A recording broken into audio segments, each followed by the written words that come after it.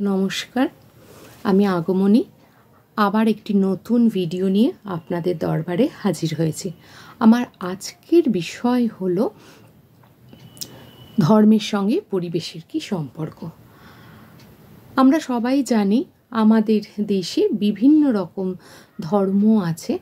एइबार प्रत्येकटा धर्मेर संगे आमादेर कि सम्पर्क आमरा सेइटा जानबो। आमादेर बोलते परिवेशेर कि सम्पर्क सेटा आमरा जानबो। सबार प्रथम आसि आमादेर सनातन हिंदू धर्मे। सनातन हिंदू धर्मे कि बला हयेछे ना, वेद थेके शुरू करे सब रकम धर्मशास्त्रे अर्थात वेद उपनिषद परवर्तीकाले सृष्टि हवा मनुसंहिता सब क्षेत्रेई बोलेছে जे परिवेशके रक्षा करा, किन्तु एक एकटा जायगाय एक एक भावे बला हयेछे। वेदे जेमन बला हयेछे जे पुरो परिवेशके रक्षा करो, मानुष एमनी भालो थाकबे। आबार मनुसंहिताय बला हयेछे, विशेष करे मनुसंहितार पंचम अध्याय, जे मानुषेर प्रयोजने जा जा लागबे सेगुलोके प्रकृति आमादेर जन्यई जेहेतु पाठिয়েছে सेगुलोके यथोपयुक्तभावे व्यवहार करो एबं एकई भावे संरक्षण करो जाते आमादेर परवर्ती प्रजन्म सेगुलोके व्यवहार करते पारे। एछाड़ा माने हिंदू धर्मेर सामग्रिकभावे कि बला हयेछे, सामग्रिकभावे बला हयेछे जे प्रकृतिके पूजो करो, प्रकृतिके देखाशोना करो, प्रकृतिके प्रोटेक्शन दाओ। এই সব কিছুই কিন্তু একমাত্র আমাদের ভালো রাখতে পারে, যে কারণে আমাদের সাধারণ যে সমস্ত মানুষ রয়েছেন তৎকালীন পণ্ডিতদের বাইরে তারা কি করছেন, তারা সেক্ষেত্রে বলছেন যে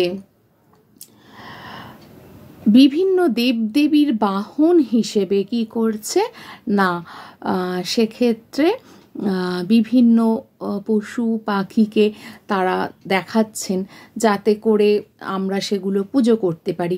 বিভিন্ন মেডিসিনাল প্লান্টগুলোকে ঠাকুরের অংশ বলে তারা বলছেন যাতে আমরা সেগুলোকে যত্ন করি এবং পুজো করি।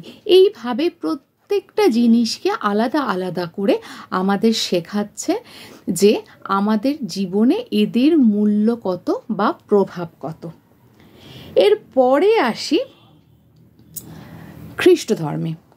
খ্রিস্ট ধর্মে আমাদের থেকে একটু আলাদা করে দেখা হয়। সেখানে কি বলা হচ্ছে, সেখানে বলা হচ্ছে একই কথা যে পরিবেশকে যত্ন করো, কিন্তু তার সাথে একটু আমাদের মনুসংহিতার সিমিলারিটি আছে। যেমন হচ্ছে যে মানুষের জন্য যেটা দরকার সেটাকে বিশেষ করে যত্ন করো, বাকিগুলোকেও যত্ন করো, বাট মানুষের জন্য যেগুলো বেশি দরকার সেগুলোকে যত্ন করো। তবে হ্যাঁ, এই মতবাদের কিন্তু পরবর্তীকালে অনেকেই নিজের মতো করে গ্রহণ করেছে এবং তারা মনে করেছেন যে না, পুরো পরিবেশকেই রক্ষা করতে হবে। ফলে এই মতবাদের পরবর্তীকালে কিন্তু অনেকটাই চেঞ্জেস এসছে।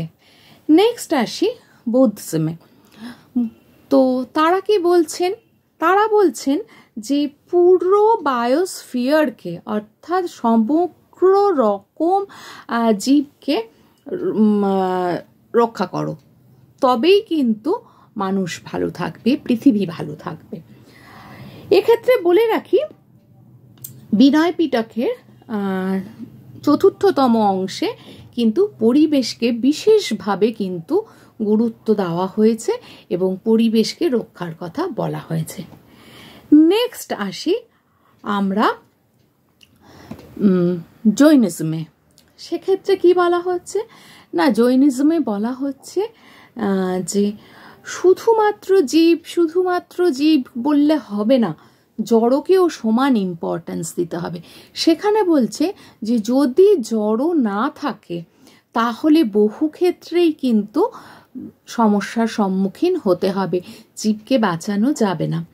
সেটা কিভাবে না এই যে গাছগুলো বেড়ে ওঠে প্রকৃতিতে, এর মূল মানে খাদ্যের রসদ কি?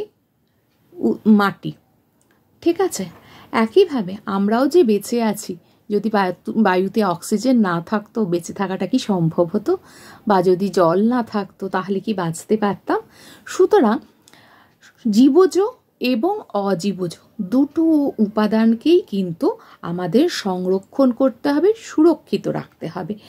তো সুতরাং জৈনিজমে বলা হচ্ছে ইকোসিস্টেমকে গুরুত্ব দাও, যেহেতু ইকোসিস্টেমে দুটো অংশই রয়েছে।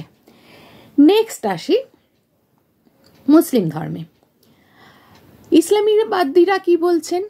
তারাও কিন্তু তাদের কোরআনে পরিবেশকে অত্যন্ত গুরুত্ব দিয়েছেন। এক্ষেত্রে আমরা বলতে পারি তাদের কোরআনের 54তম অধ্যায়ের 49তম ভাগে বলা হয়েছে রিসোর্স ম্যানেজমেন্টের কথা, অর্থাৎ যে সমস্ত প্রাকৃতিক সম্পদগুলো রয়েছে সেগুলোকে রক্ষা করার কথা।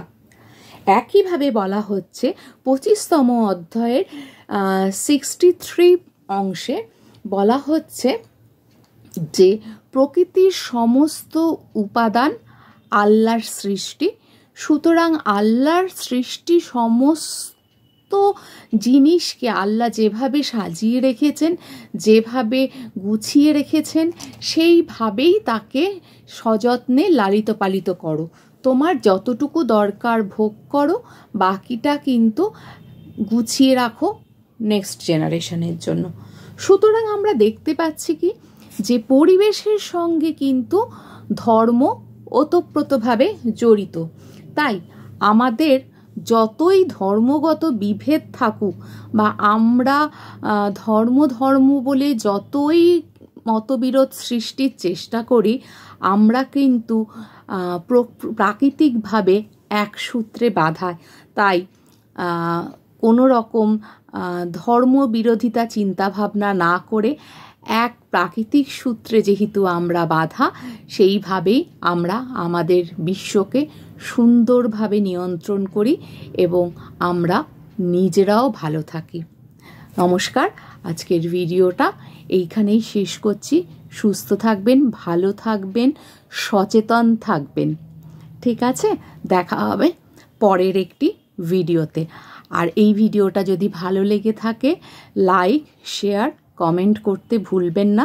চ্যানেলটিকে সাবস্ক্রাইব করে নেবেন এবং যদি নতুন কিছু আপনারা মনে হয় যে এই বিষয়টা নিয়ে একটু আলোচনা হলে ভালো হয়, তাহলে কমেন্ট সেকশানে গিয়ে অবশ্যই লিখবেন।